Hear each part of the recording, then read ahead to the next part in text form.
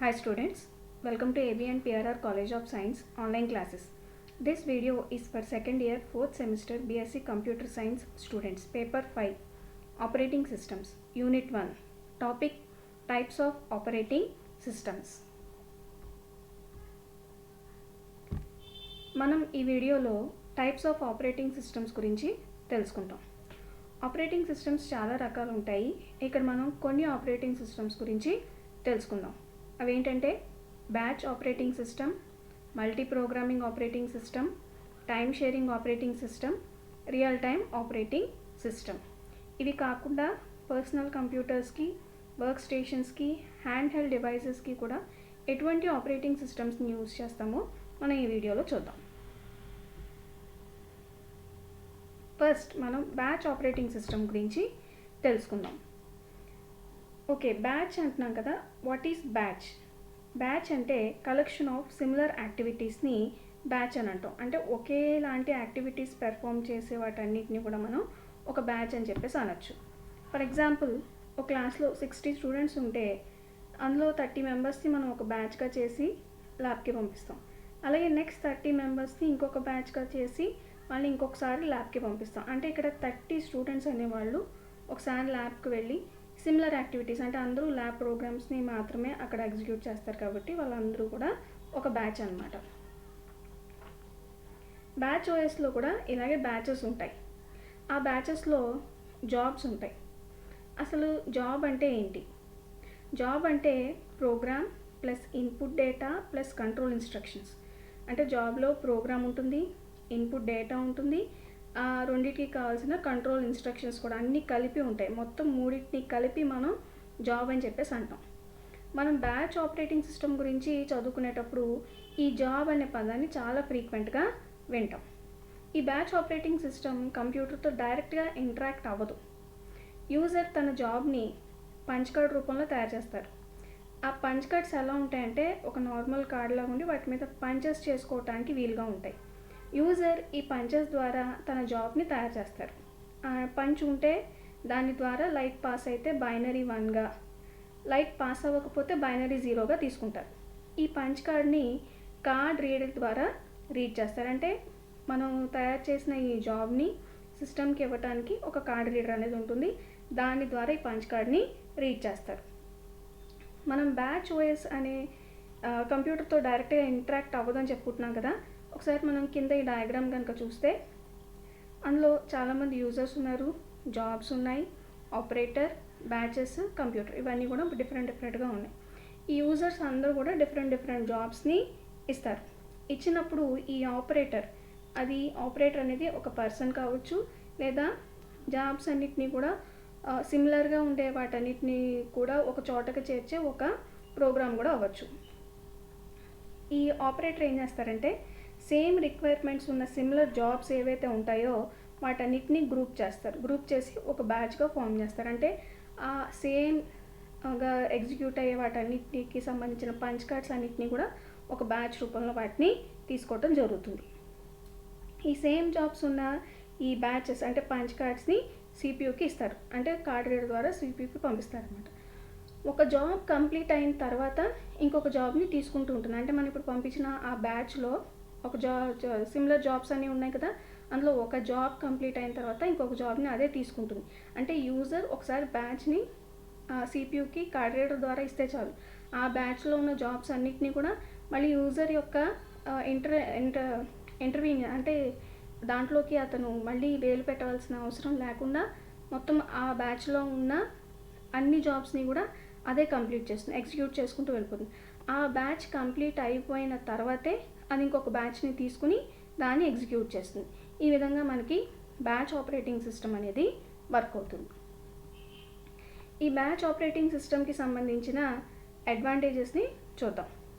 ఈ batch system user యొక్క permission లేకుండా ఆ బ్యాచ్లో ఉన్న అన్ని జాబ్స్ని పెర్ఫామ్ చేస్తుంది. అలాగే ఎక్స్ట్రా హార్డ్వేర్ కాంపోనెంట్స్ని యూజ్ చేసి ఇన్పుట్ డేటాని ఇవ్వాల్సిన అవసరం లేదు. ఎందుకంటే మన జాబ్ రూపంలోనే కంప్లీట్గా ప్రోగ్రామ్ని ఇస్తాం, ఇన్పుట్ని, అలాగే ఇన్స్ట్రక్షన్ని కూడా ఇచ్చేస్తాం. ఈ బ్యాచ్ ఆపరేటింగ్ సిస్టమ్స్ అనేవి స్మాల్ స్కేల్ బిజినెస్లు చేసుకునే వారికి చాలా ఉపయోగపడుతుంది. ఆఫ్లైన్ మోడ్లో కూడా మనం ఈ బ్యాచ్ ఆపరేటింగ్ సిస్టమ్ వర్క్ చేస్తుంది. అన్ని జాబ్స్ని ఎగ్జిక్యూట్ చేయడానికి ఈ బ్యాచ్ సిస్టంలో తక్కువ టైం పడుతుంది. బ్యాచ్ సిస్టమ్ని మల్టిపుల్ యూజర్స్ షేర్ చేసుకోవచ్చు కూడా.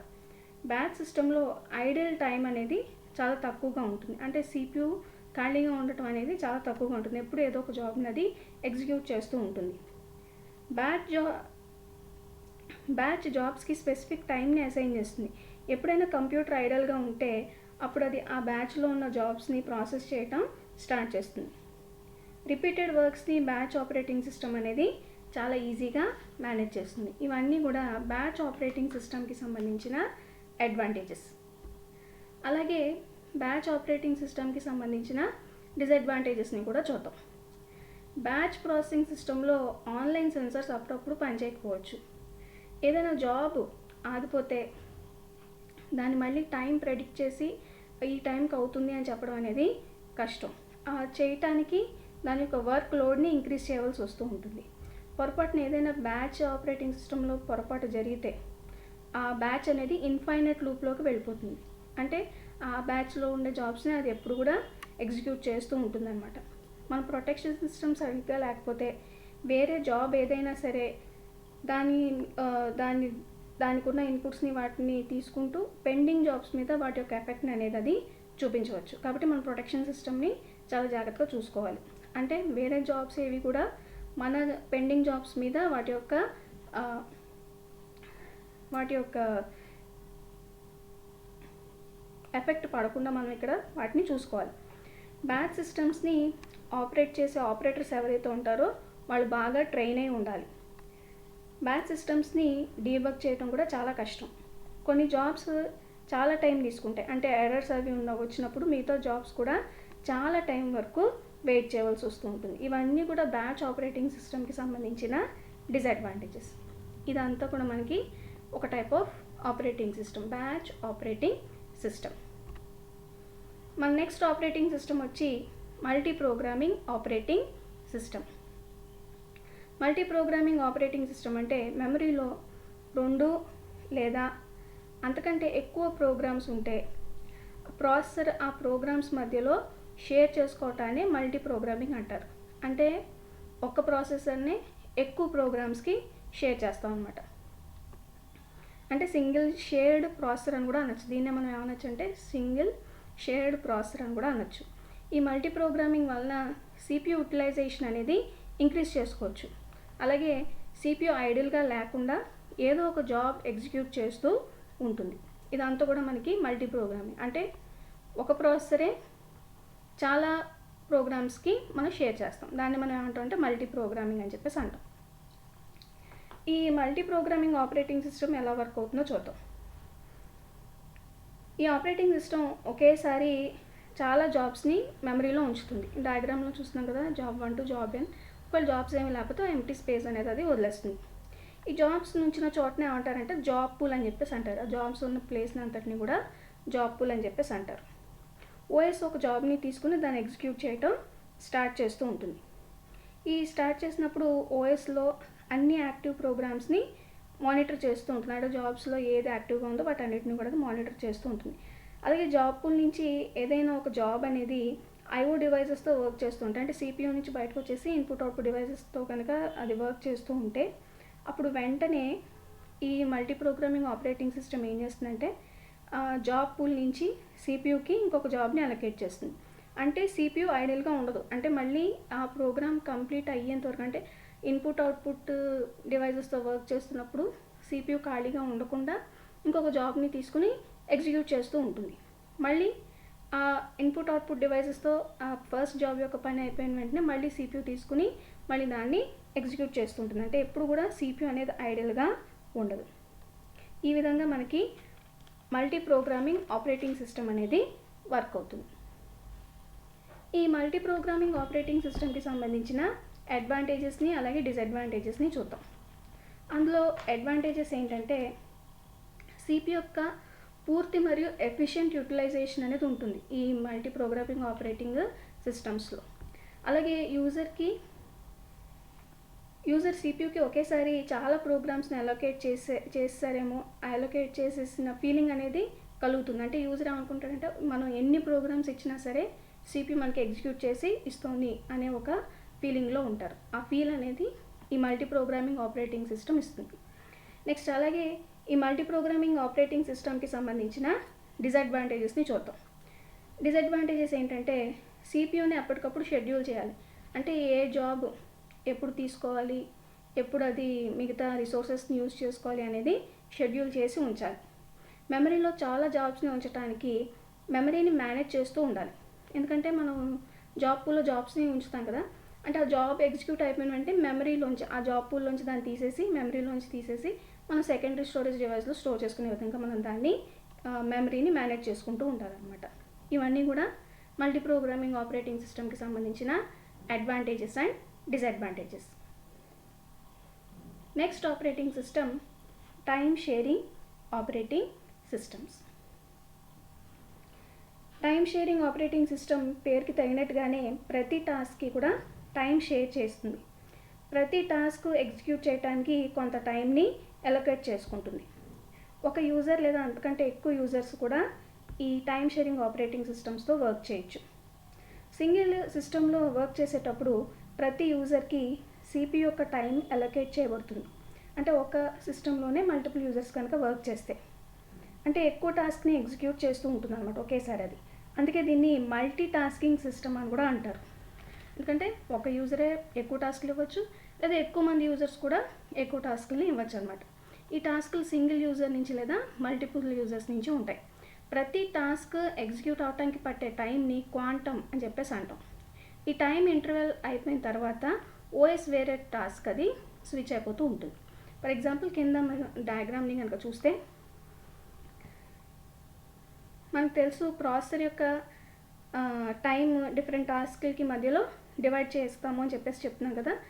ఈ కింద డయాగ్రామ్లో ఒక సిపియూని మనం 6 యూజర్స్కి ఇచ్చాము. 6 యూజర్స్ 6 ప్రాసెస్ని ఎగ్జిక్యూట్ చేయడానికి ప్రాసెసర్ని యొక్క టైంని షేర్ చేసుకున్నారు. సపోజ్ యూజర్ ఎగ్జిక్యూట్ చేసే ప్రతి ప్రాసెస్కి ప్రాసెసర్ అనేది 2 సెకండ్స్ టైం క్వాంటమ్ కనుక ఇచ్చిందనుకోండి. ఈ డయాగ్రామ్లో ఫస్ట్ ఇప్పుడు ఎవరి దగ్గర యాక్టివ్ స్టేట్ చూసారు కదా, యూజర్ 5 అనేది యాక్టివ్ స్టేట్లో ఉంది. అంటే ప్రస్తుతం అది ఎగ్జిక్యూట్ అవుతూ ఉంటుంది. 2 సెకండ్స్ అయిపోయిన తర్వాత మళ్ళీ సిపియు ఎవరిని ఎగ్జిక్యూట్ చేస్తుందంటే యూజర్ 6 దగ్గరకు వస్తుంది. అంటే ఒకళ్ళు యాక్టివ్ స్టేట్లో ఉన్నప్పుడు దాని యొక్క నెక్స్ట్ ఏదైతే ప్రాసెస్ ఉందో అది రెడీ స్టేట్లో ఉంటుంది. మిగతావన్నీ కూడా అంటే 1, 2, 3, 4 అన్నీ కూడా వెయిటింగ్ స్టేట్లో ఉంటాయి. ఇప్పుడు సపోజ్ 2 సెకండ్స్ అయిపోయింది, 6 నుంచి 1కి వస్తుంది, షిఫ్ట్ అవుతుంది సిపియు. షిఫ్ట్ అయ్యేటప్పుడు ఇప్పుడు 6 జరుగుతున్నంతసేపు 1 అనేది రెడీ స్టేట్లో ఉంటుంది, మిగతా 2, 3, 4, 5 అనేది వెయిటింగ్ స్టేట్లో ఉంటాయి. 6 అనేది యాక్టివ్ స్టేట్లో ఉంటుంది. అయిపోయిన తర్వాత 1 మళ్ళీ యాక్టివ్ స్టేట్లో ఉంటుంది, 2 అనేది రెడీ స్టేట్లో ఉంటుంది, మిగతావన్నీ కూడా మళ్ళీ వెయిటింగ్ స్టేట్లో ఉంటాయి. ఈ విధంగా సిపియు ఈ టైంని షేర్ చేస్తూ ఈ యూజర్స్ ఇచ్చిన మొత్తం అన్ని ప్రాసెస్ని కూడా అది ప్రాసెస్ చేసి ఎగ్జిక్యూట్ చేస్తుంది. దీన్ని మనం ఏమంటాం అంటే టైమ్ షేరింగ్ ఆపరేటింగ్ సిస్టమ్ అని చెప్పేసి అంటాం. ఈ టైమ్ షేరింగ్ ఆపరేటింగ్ సిస్టమ్కి సంబంధించిన అడ్వాంటేజెస్ని డిసడ్వాంటేజెస్ని చూద్దాం. అందులో అడ్వాంటేజెస్ ఏంటో చూద్దాం. ప్రతి టాస్క్కి కూడా ఈక్వల్ ఆపర్చునిటీ ఉంటుంది ఈ టైమ్ షేరింగ్ ఆపరేటింగ్ సిస్టంలో. అలాగే సాఫ్ట్వేర్ని డూప్లికేట్ చేసే అవకాశాలు అనేవి చాలా తక్కువగా ఉంటాయి. ఎందుకని? అవన్నీ కూడా షేరింగ్ మోడ్లో ఉంటాయి కాబట్టి. అలాగే సిపియు యొక్క మ్యాక్సిమం యూటిలైజేషన్ అనేది జరుగుతుంది. అది సిపియు ఐడియల్గా ఉండటం అనేది చాలా తక్కువగా ఈ ఆపరేటింగ్ సిస్టంలో ఉంటుంది. ఇవన్నీ కూడా టైమ్ షేరింగ్ ఆపరేటింగ్ సిస్టమ్కి సంబంధించిన అడ్వాంటేజెస్. అలాగే ఈ టైమ్ షేరింగ్ ఆపరేటింగ్ సిస్టమ్కి సంబంధించిన డిసడ్వాంటేజెస్ని చూస్తే డేటా యొక్క కమ్యూనికేషన్లో అలాగే దాని యొక్క రిలయబిలిటీలో అంటే మన్నికలో ఇలాంటి వాటిలో ప్రాబ్లమ్స్ అనేవి రావచ్చు. ప్రోగ్రామ్స్ యొక్క ఇంటిగ్రిటీని అలాగే సెక్యూరిటీని ఎప్పటికప్పుడు చెక్ చేసుకుంటూ ఉండాలి. ఇవి టైమ్ షేరింగ్ ఆపరేటింగ్ సిస్టమ్కి సంబంధించిన డిసడ్వాంటేజెస్. మన నెక్స్ట్ ఆపరేటింగ్ సిస్టమ్ వచ్చి రియల్ టైమ్ ఆపరేటింగ్ సిస్టమ్. దీన్నే ఆర్టీఓఎస్ అని చెప్పేసి కూడా అంటారు. ఈ ఓఎస్ పేరుకి తగినట్టుగానే రియల్ టైంలో అంటే వాటి యొక్క పనిని మనం లైవ్గా చూడొచ్చు. ఈ ఓఎస్ ప్రాసెస్ అవ్వటానికి అలాగే ఇచ్చిన ఇన్పుట్కి రెస్పాండ్ అవ్వటానికి తీసుకునే టైము చాలా తక్కువగా ఉంటుంది. అంటే వితిన్ సెకండ్స్ అది వర్క్ చేస్తూ ఉంటుంది. ఈ టైం ఇంటర్వెల్ని మనం ఏమంటాం అంటే రెస్పాన్స్ టైం అని చెప్పేసి అంటాం. ఏ చోట అయితే టైంని స్ట్రిక్ట్గా ఫాలో అవుతారో అటువంటి చోటే ఈ ఓఎస్ని యూస్ చేస్తారు. ఫర్ ఎగ్జాంపుల్ మిసైల్ సిస్టమ్స్లో, ఎయిర్ ట్రాఫిక్ కంట్రోల్ సిస్టమ్స్లో, రోబోట్స్లో, ఇలాంటి వాటన్నిటిలో కూడా మనం ఈ రియల్ టైమ్ ఆపరేటింగ్ సిస్టమ్స్ని యూస్ చేస్తాం. మళ్ళీ మనకి రియల్ టైమ్ ఆపరేటింగ్ సిస్టమ్స్ అనేవి 2 రకాలుగా ఉంటాయి. ఒకటి హార్డ్ రియల్ టైమ్ సిస్టమ్స్, ఇంకొకటి సాఫ్ట్ రియల్ టైమ్ సిస్టమ్స్. ఈ hard real time systems OS ఎలాంటి అప్లికేషన్స్లో యూస్ చేస్తారంటే అక్కడ టైం అనేది చాలా స్ట్రిక్ట్గా ఉంటుంది. అంటే చాలా స్ట్రిక్ట్గా ఫాలో అవుతారు వాళ్ళు. చిన్న డిలేని కూడా అక్కడ యాక్సెప్ట్ చేయదు. ఈ hard time OS life saving సిస్టమ్స్ని తయారు చేయడానికి ఉపయోగిస్తారు. అందుకే ఎటువంటి డిలేని కూడా ఇది యాక్సెప్ట్ చేయదు. ఎటువంటి లైఫ్ సేవింగ్ సిస్టమ్స్లో అంటే ఆటోమేటిక్ పారాచూట్స్లో, కార్స్లో ఉండే ఎయిర్ బ్యాగ్స్లో, ఇలాంటి వాటన్నిటిలో కూడా దీన్ని యూజ్ చేయటం అనేది జరుగుతుంది. అంటే ఏదైనా యాక్సిడెంట్ అయిన వెంటనే వెంటనే అది అవైలబుల్గా ఉండేలాగా అనమాట ఈ హార్డ్ రియల్ టైమ్ ఆపరేటింగ్ సిస్టమ్స్ని యూజ్ చేస్తారు. అందుకే ఇక్కడ టైం అనేది చాలా స్ట్రిక్ట్గా ఫాలో అవుతారు. నెక్స్ట్ వచ్చేసి సాఫ్ట్ రియల్ టైమ్ సిస్టమ్స్. ఇది కూడా same hard real time systems లానే ఉంటుంది. కాకపోతే ఇక్కడ టైం కొంచెం అటు ఇటు అయినా పర్వాలేదు. అంటే అంత ఖచ్చితత్వం అనేది సాఫ్ట్ రియల్ టైమ్ సిస్టమ్స్కి అవసరం లేదు. ఫర్ ఎగ్జాంపుల్ మనం వాట్సాప్ని చూడొచ్చు. 1 నిమిషం అటు ఇటు లేట్ అయినా మనం పంపించిన మెసేజ్ అనేది వెళ్తుంది. కానీ ఏదైనా యాక్సిడెంట్ జరిగినప్పుడు ఆ టైంలో కార్లో ఉండే ఎయిర్ బ్యాగ్ అనేది కంపల్సరీ మనకి ఎయిర్ బ్యాగ్ అనేది ఓపెన్ అవ్వాలి. ఓపెన్ అవ్వకపోతే it may cause accident, injuries అలాంటివన్నీ కూడా అక్కడ అవుతాయి. అది హార్డ్ రియల్ టైమ్ సిస్టమ్స్కి, సాఫ్ట్ రియల్ టైమ్ సిస్టమ్స్కి ఉండే డిఫరెన్స్. మనం ఈ ఆర్టీఓఎస్కి సంబంధించిన అడ్వాంటేజెస్ అలాగే డిసడ్వాంటేజెస్ చూద్దాం. అందులో ఫస్ట్ అడ్వాంటేజెస్ని చూస్తే కనుక ఫస్ట్ మ్యాక్సిమం కన్సంప్షన్. డివైసెస్ని మ్యాక్సిమం యూటిలైజ్ చేసి వాటి రిసోర్సెస్ నుంచి మోర్ అవుట్పుట్ వచ్చేలాగా ఈ ఆర్టీఓఎస్ అనేది పనిచేస్తుంది. నెక్స్ట్ వచ్చేసి టాస్క్ షిఫ్టింగ్. ఒక టాస్క్ నుంచి ఇంకో టాస్క్కి షిఫ్ట్ అవ్వటానికి టైం చాలా తక్కువ. అంటే పాత సిస్టంలో మనం టాస్క్ షిఫ్టింగ్కి 10 మైక్రోసెకండ్స్ కనుక పడితే ఈ మోడర్న్ సిస్టమ్స్లో ఓన్లీ 3 సెకండ్స్లోనే అది చేంజ్ అవుతుంది. నెక్స్ట్ అడ్వాంటేజ్ వచ్చి ఫోకస్ ఆన్ అప్లికేషన్. అంటే ఏదైతే అప్లికేషన్ రన్నింగ్లో ఉందో దాని మీద ఎక్కువ ఫోకస్ చేస్తుంది. క్యూలో ఉన్న అప్లికేషన్స్కి అది తక్కువ ఇంపార్టెన్స్ అనేది ఇస్తుంది. ఇలా చేయటం వల్ల ఏ అప్లికేషన్ రన్ అవుతుందో అది కరెక్ట్గా వర్క్ అవడానికి ఒక అవకాశం అనేది ఉంటుందన్నమాట. నెక్స్ట్ వచ్చి real time operating system in embedded systems. Embedded సిస్టమ్స్లో కూడా మనం ఆర్టీఓఎస్ని యూస్ చేయొచ్చు. ఎందుకంటే వీటి యొక్క ప్రోగ్రామ్ అనేది చాలా చిన్నగా రాయటం కూడా చాలా చిన్నగా ఉంటుంది ప్రోగ్రామ్స్ అన్నీ కూడా. కాబట్టి వీటిని మనం ఎంబెడెడ్ సిస్టమ్స్లో వాటిలో కూడా ఉపయోగించుకోవచ్చు. నెక్స్ట్ వచ్చి ఎర్రర్ ఫ్రీ. సాధారణంగా ఈ టైప్ ఆఫ్ సిస్టమ్స్ అన్నీ కూడా ఎర్రర్ ఫ్రీగా ఉంటాయి. ఎందుకంటే మనం వీటిని లైఫ్ సేవింగ్ కోసం ఉపయోగిస్తాం కాబట్టి. నెక్స్ట్ వచ్చి మెమరీ అలొకేషన్. ఇందులో చాలా బాగా మెమరీని మేనేజ్ చేయటం అనేది జరుగుతుంది ఈ ఆర్టీఓఎస్లో. మిగతా ఆపరేటింగ్ సిస్టమ్స్ అన్నిటితో పోల్చుకుంటే ఇక్కడ మెమరీ అలొకేషన్ అనేది చాలా బాగుంటుంది. ఇవన్నీ కూడా ఆర్టీఓఎస్కి సంబంధించిన అడ్వాంటేజెస్. ఇప్పుడు మనం ఆర్టీఓఎస్కి సంబంధించిన డిసడ్వాంటేజెస్ని చూద్దాం. అందులో ఫస్ట్ ది లిమిటెడ్ టాస్క్. ఈ టైప్ ఆఫ్ ఓఎస్ ఒకేసారి ఎక్కువ అప్లికేషన్స్ని రన్ చేయలేదు. రన్ చేసే కొద్ది వాటి మీద కూడా అది ఎక్కువ కాన్సన్ట్రేషన్ని ఇస్తుంది. నెక్స్ట్ వచ్చి use heavy system resources. Heavy system resources అంటే చాలా కాస్ట్లీగా ఉన్న రిసోర్సెస్ని, అంటే ఎక్కువ కాస్ట్లీగా ఉన్న సోఫిస్టికేటెడ్ రిసోర్సెస్ని ఇక్కడ యూస్ చేయడం అనేది జరుగుతుంది. అలా యూస్ చేసినా ఒక్కొక్కసారి అది పని చేయొచ్చు, పని చేయకపోవచ్చు. నెక్స్ట్ వచ్చి కాంప్లెక్సిటీ ఆల్గరిథమ్స్. దీనికి ఆల్గరిథమ్స్ రాయటం అనేది చాలా చాలా కష్టం. డిజైనర్ కరెక్ట్గా చూసుకుని వీటి మీద ఆల్గరిథమ్స్ని వాటిని కూడా అతను రాయాలి. నెక్స్ట్ వచ్చి device driver and interrupt signals. ఏదైనా ఇంటరప్ట్ జరిగితే స్పెసిఫిక్ డ్రైవర్స్ వాటి యొక్క సిగ్నల్స్కి వెంటనే రెస్పాండ్ అయ్యేలా ఉండాలి. లేకపోతే చాలా కష్టం. ఎందుకంటే లైఫ్ సేవింగ్కి మనం ఎక్కువగా ఆర్టీఓఎస్లో ఉపయోగిస్తాం కాబట్టి అది ఏదైనా సరే, ఏ డివైస్ డ్రైవర్ అయినా ఇంటరప్ట్ సిగ్నల్ అంటే ఏదైనా పని చేయకపోయినా వెంటనే దానికి రెస్పాండ్ అయ్యే విధంగా లేదా ఎర్రర్ని చూపించేలాగా మనకు అవి స్పెసిఫిక్ డ్రైవర్స్ అనేవి రెస్పాండ్ అవుతూ ఉండాలి. నెక్స్ట్ వచ్చి థ్రెడ్ ప్రయారిటీ. థ్రెడ్ ప్రయారిటీ అనేది సాధారణంగా స్విచ్చింగ్ ఆఫ్ టాస్క్ అంటే ఒక టాస్క్ నుంచి ఒక టాస్క్కి మారడానికి ఉంటుంది. అంటే థ్రెడ్లో మిగతా టాస్క్లన్నీ కూడా రెడీగా ఉంటాయి రన్ అవడానికి. కానీ థ్రెడ్ ప్రయారిటీ అనేది ఆర్టీఓఎస్లో మంచిది కదా, ఎందుకంటే ఒక టాస్క్ నుంచి ఒక టాస్క్ అది చాలా తక్కువగా షిఫ్ట్ అవుతూ ఉంటుంది కాబట్టి లిమిటెడ్ టాస్క్స్ని మాత్రమే అది రన్ చేస్తుంది. ఇవన్నీ కూడా ఆర్టీఓఎస్కి సంబంధించిన డిసడ్వాంటేజెస్.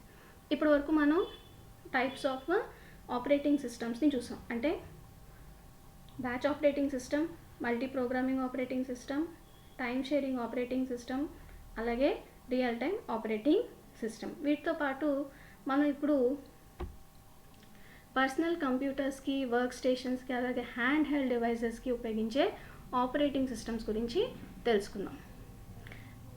పీసీ ఆపరేటింగ్ సిస్టమ్స్ కనుక తీసుకుంటే పీసీలకి సంబంధించిన అంటే పర్సనల్ కంప్యూటర్కి సంబంధించిన ఆపరేటింగ్ సిస్టమ్స్ యూజర్ యొక్క కన్వీనియన్స్ని, రెస్పాన్సివ్నెస్ని పెంచడానికి డిజైన్ చేయబడ్డవి. ఎక్కువగా పీసీలు ఎంఎస్ విండోస్ని లేదా యాపిల్ కంపెనీ వాళ్ళ మ్యాకంటోష్ ఓఎస్ మీద ఎక్కువ ఇవి వర్క్ చేస్తూ ఉంటాయి. మైక్రోసాఫ్ట్ వాళ్ళు ఎంఎస్ డాస్ని అలాగే ఎంఎస్ విండోస్ని చాలా రకాలుగా వాళ్ళు అభివృద్ధి చేసుకుంటూ వచ్చారు. ఐబిఎం వాళ్ళు ఎంఎస్ డాస్ని, ఎంఎస్ విండోస్ని రెండు ఓఎస్లు కూడా ఒక పీసీలో ఉండేలాగా చూశారు.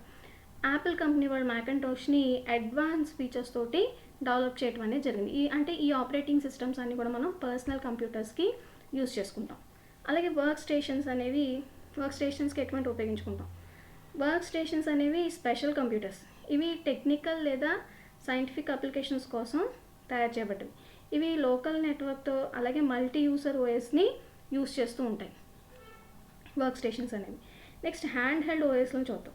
హ్యాండ్ హెల్డ్ ఓఎస్లు తక్కువ స్పీడ్ ప్రాసెసర్ తోటి, తక్కువ మెమరీ తోటి, అలాగే కొన్ని రిసోర్సెస్తో వర్క్ చేస్తాయి. వీటిలో ఎక్కువగా పీడిఎల్ ఉంటాయి. పీడిఎల్ అంటే పర్సనల్ డిజిటల్ అసిస్టెంట్స్ అనేవి ఉంటాయి. పర్సనల్ డిజిటల్ అసిస్టెంట్స్ అంటే cellular phones, palm pilot phones ఇవన్నీ అన్నమాట. ఇవన్నీ కూడా ఎక్కువగా నెట్వర్క్ మీద అవి వర్క్ అవుతూ ఉంటాయి.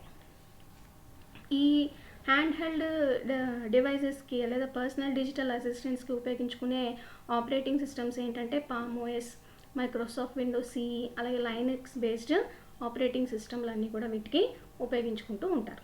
ఇవన్నీ కూడా పర్సనల్ కంప్యూటర్స్కి, వర్క్ స్టేషన్స్కి, హ్యాండ్ హెల్డ్ డివైజెస్కి ఉపయోగించుకునే ఆపరేటింగ్ సిస్టమ్స్. ఈ వీడియోలో మనం టైప్స్ ఆఫ్ ఆపరేటింగ్ సిస్టమ్స్, అలాగే పర్సనల్ కంప్యూటర్స్కి, వర్క్ స్టేషన్స్కి, హ్యాండ్ హెల్డ్ సిస్టమ్స్కి మనం ఉపయోగించుకునే ఆపరేటింగ్ సిస్టమ్స్ గురించి నేర్చుకున్నాం. Thank you.